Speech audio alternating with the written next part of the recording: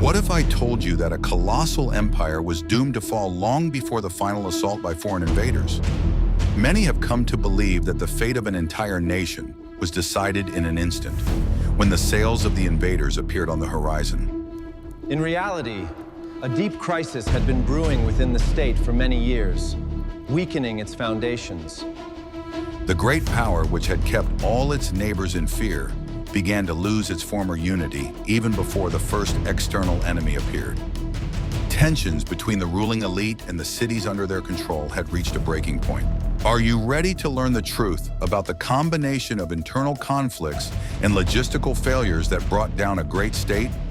While the emperor was confident in the unshakability of his power, his vassals were already looking for a way to rid themselves of the heavy tribute. The foreigners displayed incredible cunning, promising freedom to anyone who would help them overthrow the reigning monarch. They skillfully played on the old grievances of the conquered peoples, rallying thousands of local warriors under their banners. In the end, it wasn't just a handful of outsiders who rose up against the capital, but a massive coalition of those who had dreamed for years of the empire's downfall. The old system of governance simply couldn't withstand such pressure and crumbled before the eyes of a stunned world. Watch the video to the end, and you'll learn how a handful of people exploited cracks in the system of governance to achieve total control. Are you ready for the shocking truth about the true motives behind these distant expeditions?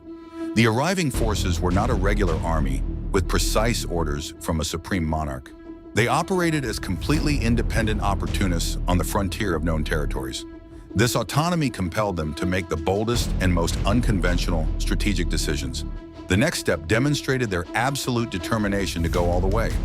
The commander ordered his men to dismantle and sink the transport ships in the bay. Carpenters carefully removed all valuable materials for future practical use. The way back was physically cut off, leaving the detachment with only one direction: forward. Their advance into the heart of the continent resembled a carefully planned and aggressive political campaign. In every village, the commander delivered speeches about protecting the local population from imperial oppression. He destroyed old altars, erecting new symbols to demonstrate his superiority. Local leaders willingly agreed to vassalage in order to solve their own economic problems. Crossing the mountain passes became a serious test of endurance for all participants. A sharp drop in temperature and a lack of oxygen significantly slowed the troops' pace. The familiar landscape shifted from humid forests to dry plateaus and volcanic slopes. It was in these mountains that they encountered the continent's most warlike independent state. The independent mountain state initially put up fierce resistance to the advance of the uninvited guests. The clashes lasted several days, demonstrating to the outsiders the exceptional organization of the local infantry. Unable to stop the invaders, the mountain dwellers made the pragmatic decision to join forces. This strategic alliance increased the size of the invading army by several dozen times. The main threat was now directed straight at the vast island capital. The coalition army consisted mainly of indigenous mainlanders, not Europeans. The outsiders served only as a tactical core and the main unifying factor. I'd be very interested to hear your thoughts on this political maneuver, so please share them in the comments and be sure to subscribe to the channel. I discovered this by chance in the logistics archives of military campaigns from the last century. The success of the advance of an army numbering in the thousands depended on a complex system of uninterrupted food supply. Corn tortillas and dried provisions had to be distributed among the troops daily. Local allies took on the entire burden of organizing field kitchens and supply depots. The expedition's response to these covert maneuvers was immediate and extremely harsh. They trapped the city's elite inside the spacious inner courtyard of the main temple. This action completely deprived the city militia of centralized strategic leadership. Resistance was quickly suppressed, thanks to the element of surprise and technical superiority.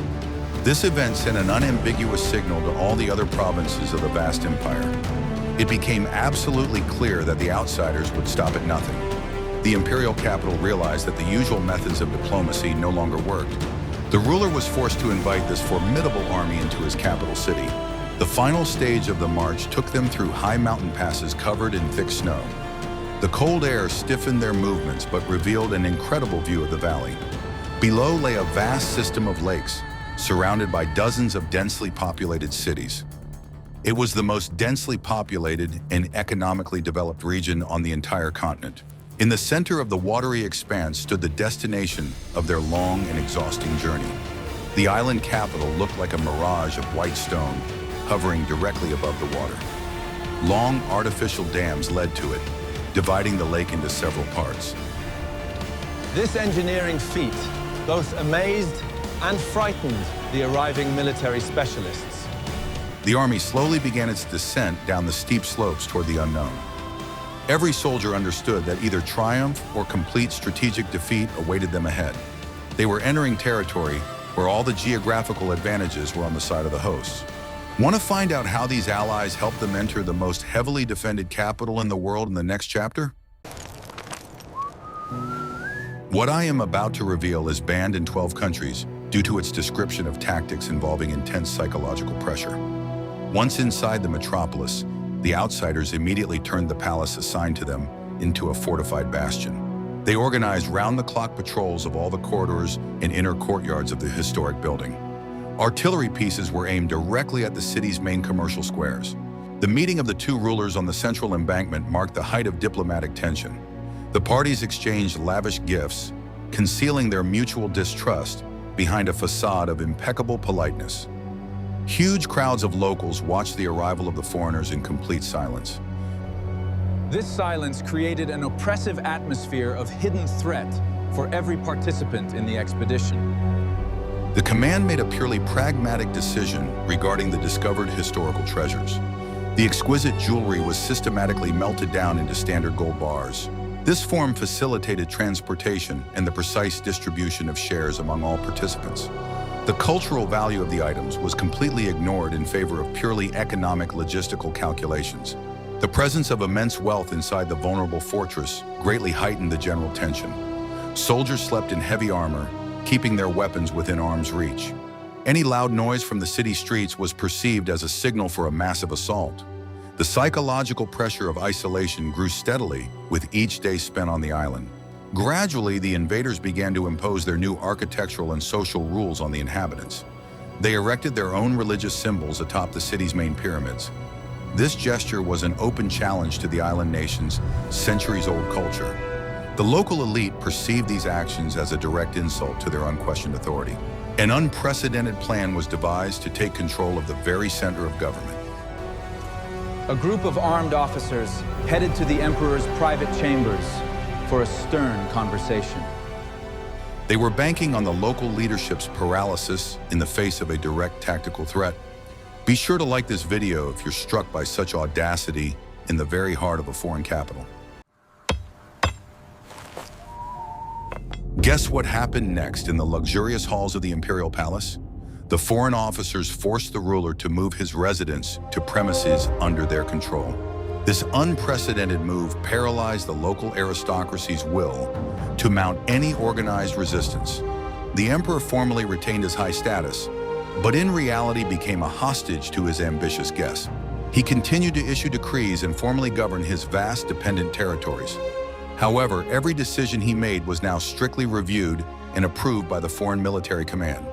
Tax collection from the provinces continued, but all valuables were sent directly to Spanish vaults.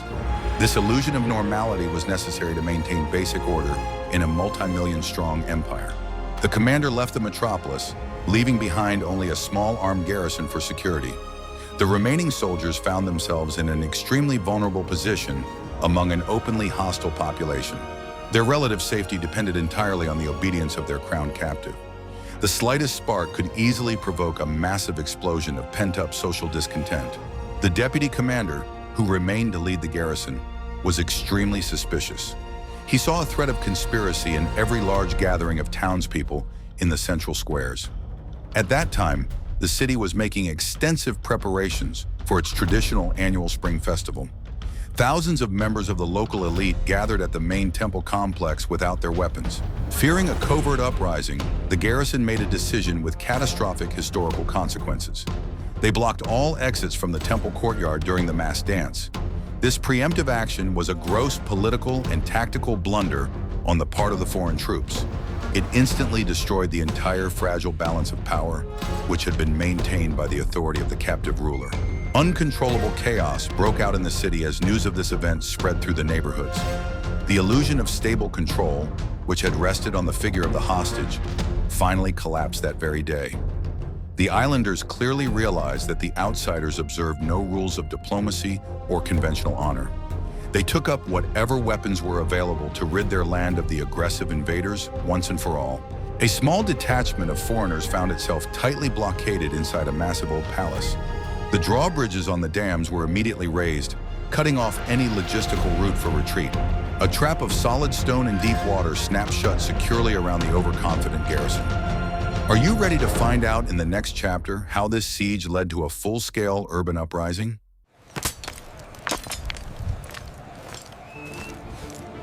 Returning from the coast, the commander found the capital in a state of open urban confrontation. The streets were completely deserted, and the market squares had lost their usual trade and bustle. He managed to lead his reinforcements into the palace, but this only exacerbated the supply crisis.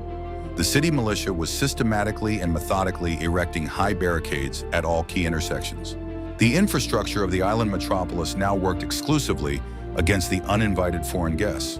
The dense urban fabric allowed local fighters to move across rooftops, remaining out of reach. Every residential building had turned into an autonomous fortress with an endless supply of projectiles. The canals were used to rapidly deploy agile units in light canoes. The besieged launched several desperate armed sorties to regain control of the bridges. Engineers attempted to build mobile wooden shelters for safe movement through the narrow streets. All these complex contraptions were methodically destroyed by the defenders using heavy boulders dropped from above. The city vividly demonstrated the ideal use of its unique multi-level stone architecture. Inside the locked palace, the situation was steadily approaching a logistical and profound moral catastrophe. The lack of clean drinking water and high-quality fresh food was catastrophically weakening the discipline of the personnel. The vast riches in the overflowing treasury lost all value in the face of the approaching famine. The soldiers gazed longingly at the gleaming gold bars, which were physically impossible to exchange for water. The command realized that remaining passively in the capital any longer would lead to complete defeat. A complex plan was devised for a covert nighttime breakthrough through the shortest section of the city's defensive embankment. To overcome the artificial gaps in the bridges, carpenters hastily assembled a long, portable wooden platform. This desperate strategic move required flawless logistical coordination and absolute silence from every soldier. On a dark, rainy night, a long column silently left the confines of the fortified stone palace. The men moved in the tightest possible formation through the completely deserted streets toward the western crossing. The sound of heavy torrential rain temporarily masked the loud clanging of metal from the ears of the city guard. The hope for a successful rescue depended entirely on the speed with which they could cross the artificial stone embankment. The hidden truth that everyone keeps silent lies in the details of their shameful nighttime flight from the capital. The perfect plan for a covert, organized retreat was quickly ruined by the high vigilance of the island's night patrols. Alarm signals from drums rang out across the lake, instantly mobilizing thousands of warriors in agile boats. The artificial dam turned into a very narrow corridor of unending chaos and complete logistical confusion. A portable wooden platform was initially successfully installed at the first wide breach. The vanguard of the heavy column managed to cross the water barrier and confidently continue its rapid advance. However, under the unexpected weight of hundreds of people and equipment, the platform became firmly stuck in the lake sill. Engineers lost precious tactical time, trying in vain to move the heavy structure. The remaining deep breaches in the dam had to be crossed exclusively by swimming under incredibly intense pressure. Units in fast canoes attacked the stretched-out column from both sides, using long spears and stones. The heavy metal armor rapidly dragged those who hadn't managed to shed their gear in time to the bottom. Overburdened with gold bars, the soldiers quickly sank, unable to resist the excess weight of the metal. In one of the open, flat areas, the demoralized army clashed with the vanguard of their pursuers. The Empire had sent massive mobilized forces to put an end to the foreign military invasion once and for all. However, the open, flat field completely deprived the islanders of their main advantages. complex terrain, and topography. The retreating forces' compact, steel-like formation managed to break through the encirclement and escape in an orderly manner. Reaching the fortified territory of their mountain allies provided a life-saving respite for the remnants of the column. Local leaders did not turn their backs on the defeated strangers, providing them with a secure logistical refuge and provisions. They pragmatically viewed this conflict as a long continental campaign where a single defeat decides nothing. The alliance treaty was officially confirmed and significantly strengthened by new, firm political guarantees. In the secure mountain camp, a thorough analysis of all tactical errors began. The command clearly realized that holding the capital was absolutely impossible without dominating the lake waters. The multi-kilometer-long dam served more as a tool for a long siege for the defenders than as a convenient route for the attackers. The Empire celebrated its victory with great fanfare, having cleared the island of foreign invaders and restored the destroyed bridges. It seemed that the ancient administrative order had been fully restored and that nothing threatened the vast state anymore. However, within the densely populated metropolis itself, a process was already unfolding that could not be stopped by weapons alone. Are you ready to learn in the next chapter about the invisible factor that shifted the balance of power? The triumph in the restored island capital lasted only a few short autumn weeks. Suddenly, the narrow streets of the metropolis were gripped by a devastating crisis unlike anything in recorded history. People were losing their physical strength en masse, finding themselves completely confined to their home mats. This incredible exhaustion spread at tremendous speed, crippling entire residential neighborhoods. The infrastructure of the densely populated Lake Island was completely unprepared for such a turn of events. The lack of able-bodied workers instantly paralyzed the complex system of fresh water and food delivery. Supply boats no longer arrived at the city markets due to a critical shortage of rowers. All trade came to a halt, and the deep canals gradually filled with abandoned goods and construction debris. The administrative hierarchy of the great empire began to rapidly disintegrate at all levels. Top officials, experienced military commanders, and respected priests were being sidelined one after another. Strategic decision-making ground to a halt due to the total physical absence of competent, legitimate leaders. The state apparatus found itself completely helpless in the face of this pervasive, invisible threat. This colossal demographic collapse radically altered the balance of power across the entire continental theater. The island empire's million-strong army effectively ceased to exist as a unified, coordinated military force. The defense of the capital now depended solely on the remaining city garrisons and passive engineering barriers.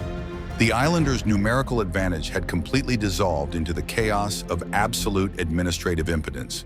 The foreign command monitored the situation with the utmost attention through its extensive network of loyal spies. They regularly received reports of deserted streets and paralyzed logistics in the impregnable island fortress. This instilled in them a firm confidence in the success of the new, carefully prepared massive offensive. The campaign to completely isolate the vast metropolis entered the stage of active implementation. A sudden, invisible factor achieved what artillery guns and heavy armor had been completely unable to accomplish. It methodically destroyed the solid foundation upon which the incredibly complex system of the island metropolis stood. Now all that remained for the assembled attackers was to skillfully exploit this unforeseen structural weakness in the system. The foreign command devised a completely new and unprecedented plan to isolate the island metropolis. They were determined to deprive the capital of its main tactical advantage by building their own strike fleet. Deep in the rear, on the secure territory of their mountain allies, construction began on 13 maneuverable ships. These sturdy wooden brigantines were to become the key to dominance on the inland Salt Lake. This shipbuilding project represented the pinnacle of logistical and engineering thought of the time. The main components of the massive hulls were crafted from local timber under the strict supervision of European carpenters. Iron fasteners, sturdy sails, and rigging were brought in from the coast after dismantling seagoing vessels. Each sailing ship was designed with precise calculations to ensure high combat maneuverability in the lake's shallow waters. The remaining defenders attempted to use a ruse, driving sturdy pointed stakes and masts directly into the shallow waters. They desperately hoped that the fast sailing ships would run aground on them and become very easy targets. However, the well-trained crews quickly figured out this defensive tactic and learned to skillfully avoid the dangerous underwater obstacles. Unconditional dominance on the water finally and completely passed into the hands of the combined invasion force. With reliable and constant cover from the water, the ground forces began their systematic advance along the three dams. Armed ships moved strictly parallel to the infantry formation, firing on the defensive barricades from the open flanks. This completely deprived the defenders of the ability to launch surprise attacks on the columns from the flanks using their light canoes. The well-coordinated tactics of the new fleet and the Allied infantry worked with relentless mathematical precision. The retreating defenders methodically destroyed the bridges on the narrow causeways to slow the enemy's advance as much as possible. But now the attackers were effectively using their ships as floating mobile platforms for crossing. The city's isolation became absolutely impenetrable when the ring of the powerful siege reached the residential outskirts themselves. Trapped on an artificial island, the people could no longer count on the slightest help from the loyal mainland. They found themselves face to face with the vastly superior army of the United Continent, with no means of retreat. The first stage of the direct assault on the city was the complete destruction of the metropolis's vital infrastructure. The attackers cut off and systematically destroyed the ancient aqueduct that supplied the island with clean fresh water. The inhabitants of the vast city were left dependent solely on wells containing brackish and dirty lake water. This strategic decision instantly sapped the last reserves of strength from the city's defenders and significantly hastened the fortress's fall. The fleet continued to exert relentless tactical pressure on the coastal and deep inland areas. Maneuverable brigantines broke through into the wide canals, destroying the defenders' very last secret reserves of boats. They ruthlessly blocked any desperate attempts at night fishing or the dangerous gathering of edible lake algae. The naval blockade reached the point of total depletion of all possible and accessible natural resources. The remaining emaciated townspeople were tightly squeezed into a single small, isolated area at the very edge of the island. The population density there immediately exceeded all conceivable norms, exacerbating the massive humanitarian catastrophe. Supplies of any edible food had completely run out, forcing people to chew on dry tree bark and bitter roots. Despite the obvious hopelessness of the entire situation, the top leadership stubbornly refused to negotiate a surrender. Numerous Allied forces from the mainland displayed a particularly organized ruthlessness toward their former strict rulers. Decades of harsh oppression and exorbitant taxes logically resulted in vengeful and methodical destruction. Foreigners often served merely as passive observers as the awakened continent destroyed its long-standing tyrant. It was a true, full-scale war of resources in which foreigners simply played the role of a powerful historical catalyst. Any attempts to break through the blockade from the outside failed due to the tight cordon of massive Allied forces. Not a single remaining neighboring province dared to openly send its army to aid the dying old capital. Complete isolation made it painfully clear that the entire complex system of loyalty within the great empire was on the verge of collapse. The vast state, which had been held together solely by fear, found no sincere defenders at the moment of its greatest weakness. The fall of the once invincible island metropolis was now merely a matter of a few short days. The remaining defenders had nothing left to defend but a vast pile of stones on the dusty outskirts of the island. The greatest lake fortress on the entire inhabited continent had ceased to exist, both physically and structurally, forever.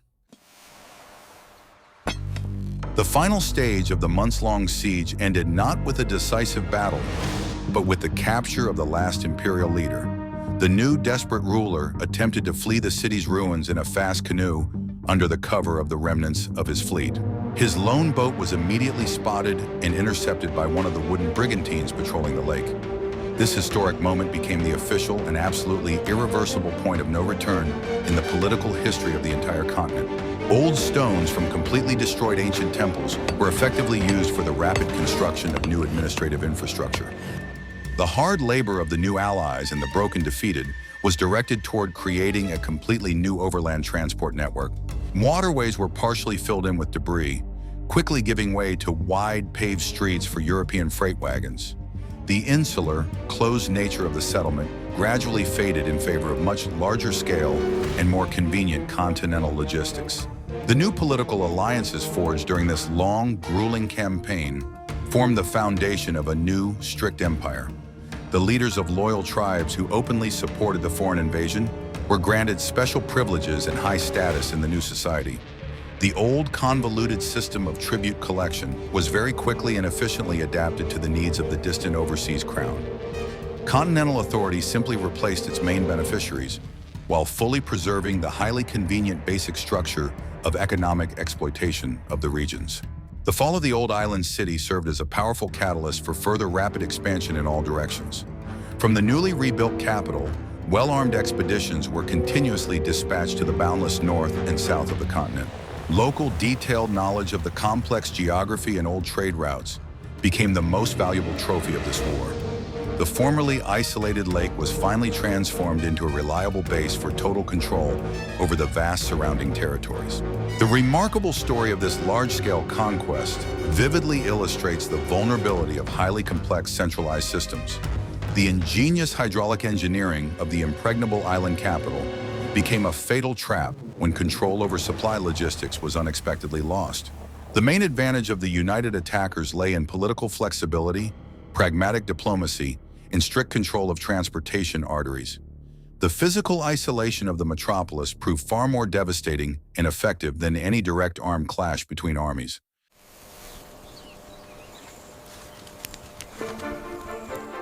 A careful study of these hidden mechanisms of collapse forces us to completely rethink many well-known and textbook historical facts. We can see very clearly how competent logistics and reliable communications shape the success of entire grand state formations. True invincible strength lies not at all in the height of stone walls, but in the strength of well-established social and logistical ties. What do you think about such a massive transformation of infrastructure and a total shift in political power? Suggest topics for future historical investigations that you'd like to see on our channel in the comments. Be sure to subscribe to the channel so you never miss new in-depth analyses of the grand events of the world's past. Every opinion you share helps us create higher quality, more interesting, and more in-depth historical documentary content.